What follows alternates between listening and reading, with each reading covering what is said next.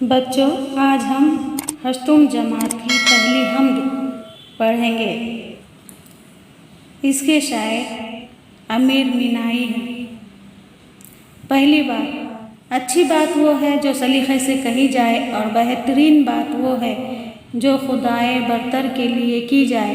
عام طور پر شاعر اپنی شاعری کا آغاز اللہ کی تعریف، اس کی صفات کے بیان اور اس کے بارے میں گفتگو سے کرتا ہے۔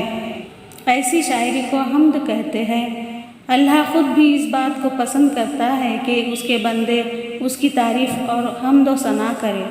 جان پہچان: امیر مینائی کا اصل نام امیر احمد تھا۔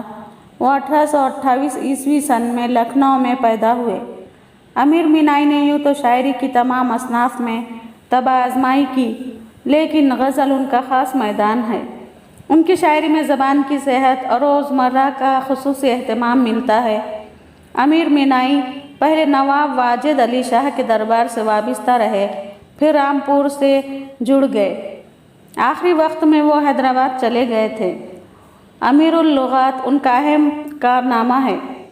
ان کی تصانیف میں میرات الغیب، صنم خانہ عشق، دیوان، نور تجلی اور ابر کرم نعتیہ مصنوعیاں شامل ہیں۔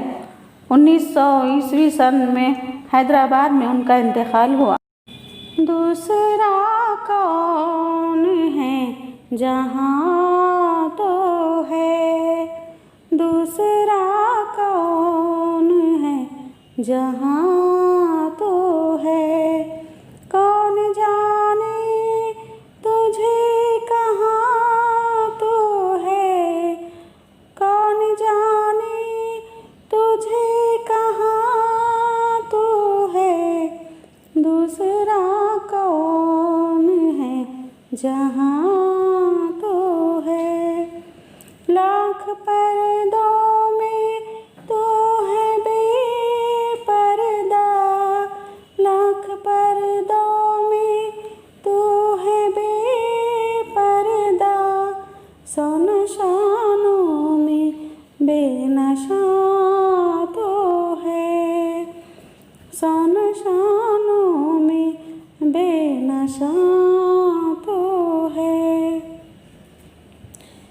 تو ہے خلوت میں تو ہے جلوت میں، تو ہے خلوت میں تو ہے جلوت میں، کہیں پنہاں کہیں عیاں تو ہے، کہیں پنہاں کہیں عیاں تو ہے، نہیں تیرے سوا یہاں کوئی، نہیں تیرے سوا یہاں کوئی، میزباں تو ہے مہمان تو ہے، میزباں تو ہے مہمان تو ہے، رنگ تیرا چمن میں بو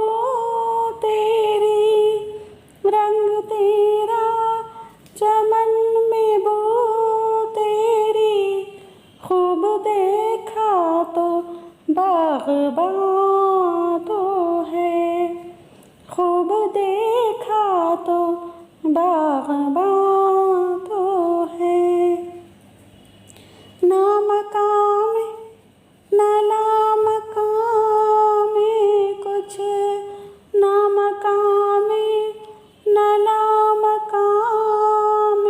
کچھ، جلوہ فرما یہاں وہاں تو ہے، جلوہ فرما یہاں وہاں تو ہے، دوسرا کون ہے جہاں